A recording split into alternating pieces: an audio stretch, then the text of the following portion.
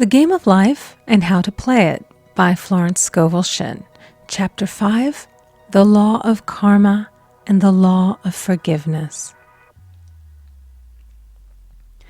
Man receives only that which he gives. The game of life is a game of boomerangs. Man's thoughts, deeds, and words return to him sooner or later with astounding accuracy. This is the law of karma, which is Sanskrit for comeback.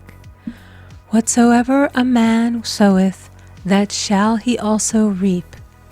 For example, a friend told me this story of herself, illustrating the law. She said, I make all my karma on my aunt.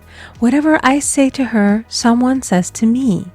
I am often irritable at home when one day said to my aunt, who was talking to me during dinner, no more talk, I wish to eat in peace. The following day, I was lunching with a woman with whom I wished to make a great impression. I was talking animatedly when she said, no more talk, I wish to eat in peace. My friend is high in consciousness, so her karma returns much more quickly than to one on the mental plane. The more man knows, the more he is responsible for, and a person with a knowledge of spiritual law, which he does not practice, suffers greatly in consequence. The fear of the Lord, law, is the beginning of wisdom. If we read the word Lord, law, it will make many passages in the Bible much clearer. Vengeance is mine, I will repay, saith the Lord, law. It is the law which takes vengeance, not God. God sees man perfect, created in his own image, imagination, and given power and dominion. This is the perfect idea of man, registered in divine mind, awaiting man's recognition. For man can only be what he sees himself to be, and only attain what he sees himself attaining. Nothing ever happens without an onlooker, is an ancient saying. Man first sees his failure or success, his joy or sorrow, before it swings into visibility from the scenes set in his own imagination. We have observed this in the mother picturing disease for her child, or a woman seeing success for her husband. Jesus Christ said, "And ye shall know the truth, and the truth shall make you free." So we see freedom from all unhappy conditions comes through knowledge, a knowledge of spiritual law. Obedience precedes authority, and the law obeys man when he obeys the law. The law of electricity must be obeyed before it becomes man's servant. When handled ignorantly, it becomes man's deadly foe. So with the laws of mind. For example, a woman with a strong personal will wished she owned a house which belonged to an acquaintance, and she often made mental pictures of herself living in the house. In the course of time, the man died, and she moved into the house. Several years afterwards, coming into the knowledge of spiritual law, she said to me, "Do you think I had anything to do with that man's death?" I replied, "Yes, your desire was so strong, everything made way for it. But you paid your karmic debt. Your husband, whom you loved devotedly, died soon after, and the house was a white elephant on your hands for many years." The original owner, however, could not have been affected by her thoughts had he been positive in the truth, nor her husband, but they were both under karmic law. The woman should have said, feeling the great desire for the house, "Infinite intelligence, give me the right house, equally as charming as this, the house which is mine by divine right." The divine selection would have given perfect satisfaction and brought good to all. The divine pattern is the only safe pattern to work by. Desire is a tremendous force and must be directed in the right channels, or chaos ensues. In demonstrating, the most important step is the first step, to ask aright. Man should always demand only that which is his by divine right. To go back to the illustration, had the woman taken this attitude, "If this house I desire is mine, I cannot lose it. If it is not, give me its equivalent. The man might have decided to move out harmoniously had it been the divine selection for her, or another house would have been substituted. Anything forced into manifestation through personal will is always ill-got and has ever bad success. Man is admonished, "My will be done, not thine." And the curious thing is, man always gets just what he desires when he does relinquish all personal will, thereby enabling infinite intelligence to work through him. "Stand ye still and see the salvation of the Lord." Law. For example, a woman came to me in great distress. Her daughter had determined to take a very hazardous trip, and the mother was filled with fear. She said she had used every argument, had pointed out the dangers to be encountered, had forbidden her to go, but the daughter became more and more rebellious and determined. I said to the mother, "You are forcing your personal will upon your daughter, which you have no right to do, and your fear of the trip is only attracting it, for man attracts what he fears." I added, "Let go and take your mental hands off. Put it in God's hands and use this statement: I put this situation in the hands of infinite love and wisdom. If this trip is the divine plan, I bless it and no longer resist. But if it is not divinely planned, I give thanks that it is now dissolved and dissipated." A day or two after that, her daughter said to her, "Mother, I have given up the trip," and the situation returned to its native nothingness. It is learning to stand still which seems so difficult for man. I will deal more fully with this law in the chapter on non-resistance. I will give another example of sowing and reaping, which came in the most curious way. A woman came to me saying she had received a counterfeit $20 bill given to her at the bank. She was much disturbed, for, she said, "The people at the bank will never acknowledge their mistake." I replied, "Let us analyze the situation and find out why you attracted it." She thought a few moments and exclaimed, "I know it. I sent a friend a lot of stage money just for a joke."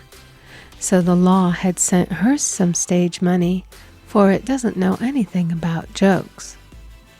I said, "Now we will call on the law of forgiveness and neutralize the situation." Christianity is founded upon the law of forgiveness. Christ has redeemed us from the curse of the karmic law, and the Christ within each man is his redeemer and salvation from all inharmonious conditions. So I said, "Infinite Spirit, we call on the law of forgiveness and give thanks that she is under grace and not under law, and cannot lose this $20, which is hers by divine right." "Now," I said, "go back to the bank and tell them, fearlessly, that it was given you there by mistake." She obeyed, and to her surprise, they apologized and gave her another bill, treating her most courteously. So knowledge of the law gives man power to rub out his mistakes. Man cannot force the external to be what he is not. If he desires riches, he must be rich first in consciousness. For example, a woman came to me asking treatment for prosperity. She did not take much interest in her household affairs, and her home was in great disorder. I said to her, "If you wish to be rich, you must be orderly. All men with great wealth are orderly, and order is heaven's first law." I added, "You will never become rich with a burnt match in the pincushion." She had a good sense of humor and commenced immediately putting her house in order. She rearranged furniture, straightened out her bureau drawers, cleaned rugs, and soon made a big financial demonstration, a gift from a relative.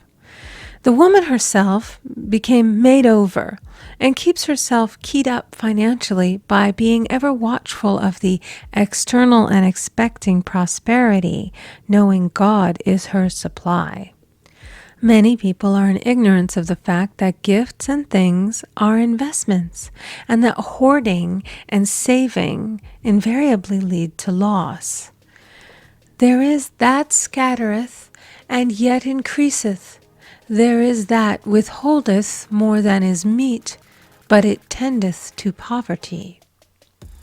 For example, I knew a man who wanted to buy a fur-lined overcoat. He and his wife went to various shops, but there was none he wanted. He said they were all too cheap-looking. At last he was shown one the salesman said was valued at $1,000, but which the manager would sell him for $500, as it was late in the season. His financial possessions amounted to about $700. The reasoning mind would have said, "You can't afford to spend nearly all you have on a coat." But he was very intuitive and never reasoned. He turned to his wife and said, "If I get this coat, I'll make a ton of money." So his wife consented, weakly. About a month later, he received a $10,000 commission. The coat made him feel so rich, it linked him with success and prosperity. Without the coat, he would not have received the commission. It was an investment paying large dividends. If man ignores these leadings to spend or to give, the same amount of money will go in an uninteresting or unhappy way. For example, a woman told me on Thanksgiving Day she informed her family that they could not afford a Thanksgiving dinner. She had the money, but decided to save it. A few days later, someone entered her room and took from the bureau drawer the exact amount the dinner would have cost. The law always stands back of the man who spends fearlessly with wisdom. For example, one of my students was shopping with her little nephew. The child clamored for a toy, which she told him she could not afford to buy. She realized suddenly that she was seeking lack and not recognizing God as her supply. So she bought the toy and on her way home picked up in the street the exact amount of money she had paid for it. Man's supply is inexhaustible and unfailing when fully trusted, but faith or trust must precede the demonstration. According to your faith be it unto you. Faith is the substance of things hoped for and the evidence of things not seen.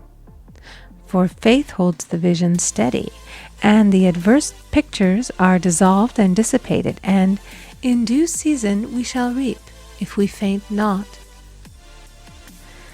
Jesus Christ brought the good news, the gospel, that there was a higher law than the law of karma, and that law transcends the law of karma. It is the law of grace or forgiveness. It is the law which frees man from the law of cause and effect, the law of consequence. Under grace, not under law. We are told that on this plane, man reaps where he has not sown. The gifts of God are simply poured out upon him. All that the kingdom affords is his. This continued state of bliss awaits the man who has overcome the race or world thought. In the world thought there is tribulation, but as Jesus Christ said, "Be of good cheer, I have overcome the world." The world thought is that of sin, sickness, and death. He saw their absolute unreality and said, "Sickness and sorrow shall pass away, and death itself, the last enemy, be overcome." We now know, from a scientific standpoint, that death could be overcome by stamping the subconscious mind with the conviction of eternal youth and eternal life. The subconscious, being simply power without direction, carries out orders without questioning. Working under the direction of the superconscious, the Christ or God within man, the resurrection of the body would be accomplished. Man would no longer throw off his body in death. It would be transformed into the body electric, sung by Walt Whitman, for Christianity is founded upon the forgiveness of sins and an empty tomb. End of chapter 5. Recording by Amy Conger.